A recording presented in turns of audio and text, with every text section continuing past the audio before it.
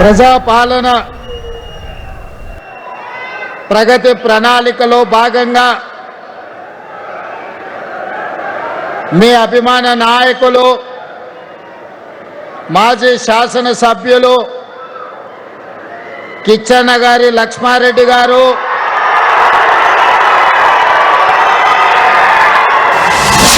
ఇబ్రహీంపట్నం శాసనసభ్యులు పెద్దలు మల్రెడ్డి రంగారెడ్డి గారు,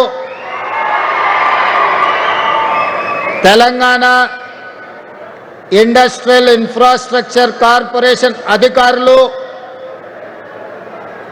ఆ శాఖకు సంబంధించిన రంగారెడ్డి జిల్లా ఇన్ఛార్జి మంత్రివర్యులు పెద్దలు మిత్రులు శ్రీధర్ బాబు గారి నేతృత్వంలో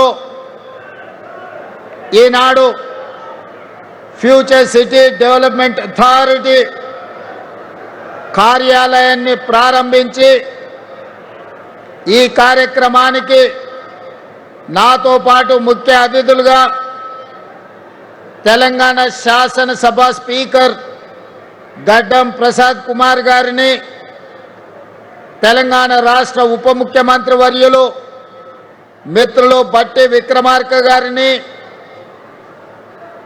రెవెన్యూ శాఖ మంత్రివర్యులు పొంగులేటి శ్రీనివాసరెడ్డి గారిని, అదేవిధంగా వ్యవసాయ కమిషన్ చైర్పర్సన్ పెద్దలు కోదండరెడ్డి గారిని, రాజ్యసభ సభ్యులు వేం నరేందర్ రెడ్డి గారిని, మాజీ మంత్రివర్యులు శాసన మండలి చీఫ్ విప్ మిత్రులు పట్నం నరేందర్ రెడ్డి గారిని, మరో రాజ్యసభ సభ్యులు యువకులు అనిల్ కుమార్ యాదవ్ గారిని, రాష్ట్ర ప్రభుత్వ సలహాదారులు మాజీ మంత్రివర్యులు పెద్దలు సుదర్శన్ రెడ్డి గారిని, అదేవిధంగా ఈ ప్రాంత శాసనసభ్యులు కసిరెడ్డి నారాయణ రెడ్డి గారిని, ఈర్లపల్లి శంకర్ గారిని, మిత్రులు ఎన్ఎం శ్రీనివాసరెడ్డి గారిని, జూబ్లీ శాసనసభ్యులు నవీన్ యాదవ్ గారిని,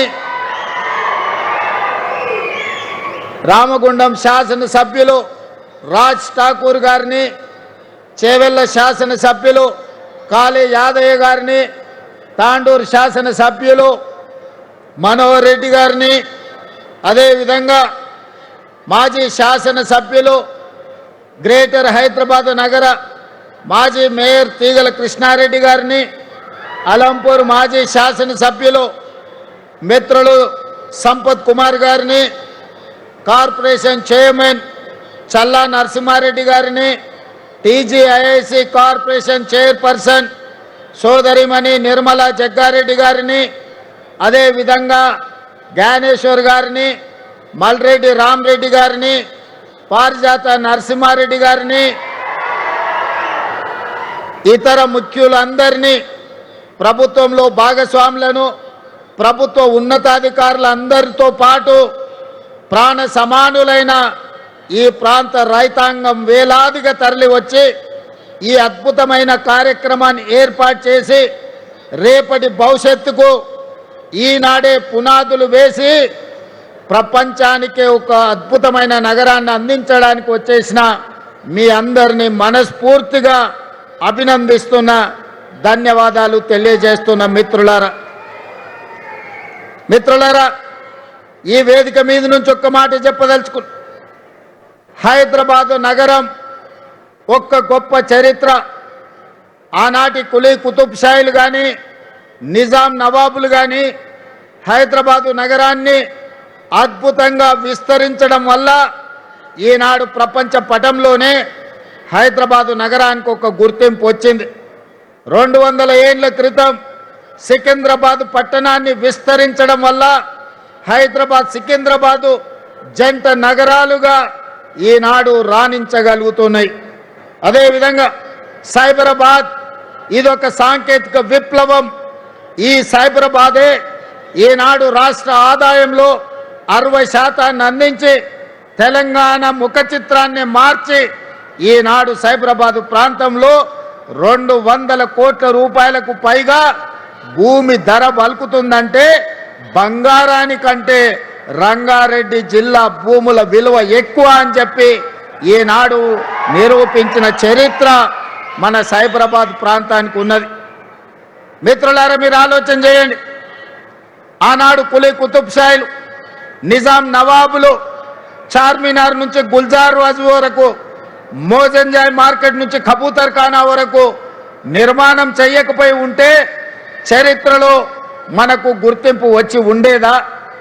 ఆనాడు 1908లో తుఫాను వచ్చి వేలాది మంది ప్రాణాలు కోల్పోతే చలించిపోయిన నిజాం సర్కార్ గండిపేట హిమాయత్ సాగర్ నిర్మించడమే కాకుండా మూసా ఈసా నదుల యొక్క ప్రవాహాన్ని నగరం మీద ఉప్పెనై కప్పేయకుండా మూసీ నదిని ఆనాడు నిర్మించబట్టే కదా ఈనాడు చరిత్రలో గొప్ప నగరంగా మనం రాణించగలిగినాం. సికింద్రాబాద్ కంటోన్మెంట్ ప్రాంతంలో ఆర్మీని నివసించడానికి ఆర్మీ ఉత్పత్తి చేసిన యుద్ధ సామాగ్రిని అక్కడ దాచుకోవడం వల్లనే కదా ఈనాడు శత్రు దుర్భేద్యమైన నగరంగా మన జంట నగరాలు నారినిచ్చినాయి.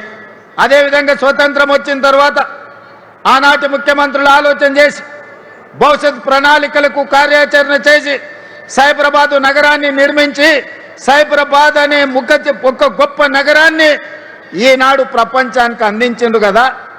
ఆ రోజు కూడా హైటెక్ సిటీ అంటే నవ్వినోళ్ళు ఉన్నారు, ఔటర్ రింగ్ రోడ్డుని అడ్డుకున్నోళ్ళు ఉన్నారు, అంతర్జాతీయ ఎయిర్పోర్ట్ వద్దే వద్దని పట్టుబట్టిన వాళ్ళు ఉన్నారు. ఐటీ కంపెనీలు, ఫార్మా కంపెనీలు మాకు వద్దే వద్దు, జీనోమ్ వ్యాలీ మాకు అవసరమే లేదు అని చెప్పిన వాళ్ళు ఉన్నారు.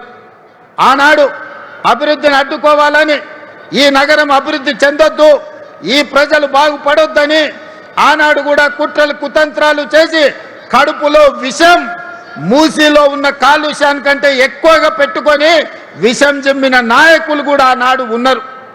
కానీ ఆనాటి ముఖ్యమంత్రులు ఔటర్ రింగ్ రోడ్ కానీ, హైటెక్ సిటీ కానీ, అంతర్జాతీయ ఎయిర్పోర్ట్ కానీ, ఐటీ కంపెనీలను కానీ, జీనోమ్ వ్యాలీని కానీ, మైక్రో ఇన్ఫోసిస్, గూగుల్ లాంటి సంస్థలను తేకపోయి ఉంటే ఈనాడు 10 లక్షల మంది తెలంగాణ యువకులకు ప్రపంచం నలుమూలల ఐటీ నిపుణులుగా రాణించవాళ్ళ ఒక్కసారి ఆలోచన చెయ్యండి. అదేవిధంగా ఆనాటి నుంచి ఈనాటి వరకు రామాయణంలో రావణాసురుడు ఉన్నట్టుగా ఈనాడు మన నగర అభివృద్ధిలో రావణాసురులు, మారీచులు, సుబాహులు, శుక్రాచార్యులు అందరూ ఉన్నారు. శుక్రాచార్యుడు ఫామ్ హౌస్లో పండిండు, మారీచుడిని, సుబాహుల్ని మన మీదికి వదిలిండు.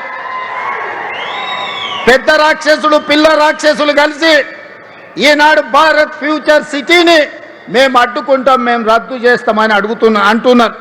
నేను అడుగుతున్నా ఇక్కడ ఉన్న యువకులను, ఈనాడు ఫ్యూచర్ సిటీని రద్దు చేయాలన్నా, ఫ్యూచర్ సిటీని విస్తరించాలన్నా మీరు ఒక్కసారి చెప్పండి. ఈనాడు ఫ్యూచర్ సిటీ మన ఫ్యూచర్కే కాదు, మన పిల్లలు, వాళ్ళ పిల్లలు, వాళ్ళ పిల్లలు భవిష్యత్ తరాలకు గొప్ప ఫ్యూచర్ను అందించడమే కాదు, భారతదేశానికే కాదు ప్రపంచానికి ఒక దిక్సూచిగా ఒక గొప్ప నగరంగా తీర్చిదిద్దాలి అని ఈనాడు మన ప్రభుత్వం సంకల్పంతో ఈ కార్యక్రమాన్ని తీసుకున్నది. ఈ సంకల్పాన్ని అడ్డుకోవాలని ఈనాటి రాక్షసులు కడుపు నిండా విషం పెట్టుకొని కళ్ళల్లో నిప్పులు పోసుకొని ఇక్కడనే కాదు అమెరికాకి వెళ్ళి ఫ్యూచర్ సిటీని మేము రాగానే రద్దు చేస్తామంటారు. అయ్యా, మీరు రద్దయిపోయిన 1000 నోటు లాంటోళ్ళు, మీకు గతమే ఉంది కానీ మీకు భవిష్యత్తు లేదు. మిమ్మల్ని తెలంగాణ ప్రజలు తిరస్కరించారు, మిమ్మల్ని తెలంగాణ ప్రజలు శ్మశానానికి పంపించారు. ఇక మీకు భవిష్యత్తు లేదు. ఈ భవిష్యత్తు నగరాన్ని రద్దు చేస్తామంటే వచ్చేసారి ప్రతిపక్ష హోదా కూడా రాదు, ఈ ప్రాంత ప్రజలు బండకేసి కొడతారని ఈనాడు నేను చెప్పదలుచుకున్నా. అందుకే మిత్రులారా, ఏడ్చే వాళ్ళ ముందు మనం జారి పడ్డట్టుగా కాకుండా ఏడ్చే వాళ్ళు ఏడ్చుకుంటుంటూనే మనం అభివృద్ధి పదం వైపు నడవాలి. అందుకే డిసెంబర్లో పనులు ప్రారంభించుకున్నాం. జూన్ 10 తారీఖు నాడు కార్యాలయాన్ని రోజు మనం ఇనాగరేట్ చేసుకొని జాతికి అంకితం చేసినాం. సరిగ్గా 150 రోజుల్లో ఫ్యూచర్ సిటీ డెవలప్మెంట్ అథారిటీ కార్యాలయాన్ని మీ ముందల్నే టెంకాయ కొట్టినాం, మీ ముందల్నే ఈనాడు కార్యాలయాన్ని ప్రారంభించుకున్నాం. ఇది మా పనితనం, ఇది మా అధికారుల వేగవంతమైన ప్రణాళిక. మనస్ఫూర్తిగా అధికారులను ఈనాడు ఈ వేదిక మీద నుంచి నేను అభినందిస్తున్నా. ఈ ఉత్సాహంతో ఈ నగరాన్ని 2034 $1 ట్రిలియన్ ఎకానమీకి ఈ భారత్ ఫ్యూచర్ సిటీ వేదిక కావాలి. 2034 వరకు ప్రపంచంలో టోక్యోతో, అమెరికాలో ఉండే న్యూయార్క్ తోని, సింగపూర్ తో పోటీ పడే నగరంగా రాబోయే 8 ఏళ్లలో సంపూర్ణంగా నిర్మించుకోవాలి. దానికి అవసరమైన ప్రణాళికలు సిద్ధం చేసుకోవాలని చెప్పి మా అధికారులకు ఆదేశాలు ఇస్తున్నా. హైదరాబాద్ నగర ప్రజలకు, తెలంగాణ మిత్రులకు నేను గుర్తు చేయదలుచుకున్నా. తొలకరి వర్షాలు నిన్ననే పడ్డాయి. పెద్ద ఎత్తున వర్షం పడలే, రోజంతా వాన పడవలే. కానీ 2 గంటనే హైదరాబాదు నగరంలో వాన పడితే రోడ్లు ఎక్కడికక్కడ స్తంభించిపోయినాయి. రోడ్ల మీద మొత్తం వర్షపు నీరు వరదలై పారింది. ట్రాఫిక్ అతలాకుతలమైంది. కిలోమీటర్ ప్రయాణానికి 2 నుంచి 4 గంటలు పట్టింది. అంతర్జాతీయ నగరం అని గొప్పలు చెప్పుకుంటే సరిపోదు. అంతర్జాతీయ ప్రమాణాలతోని మౌలిక వసతులను అభివృద్ధి చేసుకోవాలి. 10 ఏళ్ళు మేము అభివృద్ధి చేసినాం, 100 కోట్లకి ఎకరం అమ్మినామని గొప్పలు చెప్పుకున్నోళ్ళు, జబ్బలు జరుచుకున్నోళ్ళు నిన్న ట్రాఫిక్ సమస్యకు కారణం ఏందో చెప్పండి. రోడ్ల మీద మొత్తం వరద పారుతుంటే దానికి ఎవరు బాధ్యత అని నేను ఈరోజు అడుగుతున్నా. పోయిన దుర్మార్గులు చెరువులు, నాలాలు, కుంటలను కబ్జా చేసుకొని, పబ్లిక్ పార్కులను ఆక్రమించుకొని, ప్రభుత్వ భూములను చెరబట్టి ఈనాడు అక్రమ నిర్మాణాలు చేపట్టబట్టే ఇవాళ చెరువులలో ఉండాల్సిన నీళ్లు, కుంటలకి వెళ్లాల్సిన నీళ్లు, నాలాలో ప్రవహించాల్సిన నీళ్లు, వర్షపు నీళ్లు మొత్తం రోడ్ల మీద ప్రవాహమైంది. చెరువుల్లో ఉండాల్సిన నీళ్లు మన కాలనీలకు, మన బస్తీలకు వచ్చినాయి. మన రోడ్ల మీద వరదై పారింది. అందుకే నిన్న గంటల కొద్దీ ట్రాఫిక్ జామ్ అయింది. మరి దీన్ని పరిష్కరించుకోవాల్సిన బాధ్యత మన మీద ఉన్నదా లేదా ఒక్కసారి ఆలోచన చేయండి. ఇవన్నీ ముందస్తుగా ఆలోచన చేసి ఈనాడు చెరువులు ఆక్రమించుకున్నా, కుంటలను ఆక్రమించుకున్నా, నాలాలను ఆక్రమించుకున్నా, ప్రభుత్వ పార్కులను చెరబట్టినా ఈరోజు నిర్దాక్షిణ్యంగా ఆ అక్రమ కట్టడాలను తొలగించుకుంటూ వాటిని పునరుద్ధరించుకుంటూ వెళ్తున్నాం. ఇవాళ తెలంగాణ ప్రజలు, ముఖ్యంగా నగరానికి సంబంధించిన పెద్దలు ఆలోచన చేయండి. 1 ఇంచు కానీ, 1 గుంట కానీ, నేను కానీ, మా భట్టి గారు కానీ, మా శ్రీధర్ బాబు గారు కానీ, మేమెవరమైనా 1 ఇంచు భూమి అయినా మేము తీసుకున్నామా? ఎవరికైనా అందజేసినామా? ఇవాళ వాటిని తొలగించి ఇవాళ మంచి చెరువులను పునరుద్ధరిస్తున్నాం.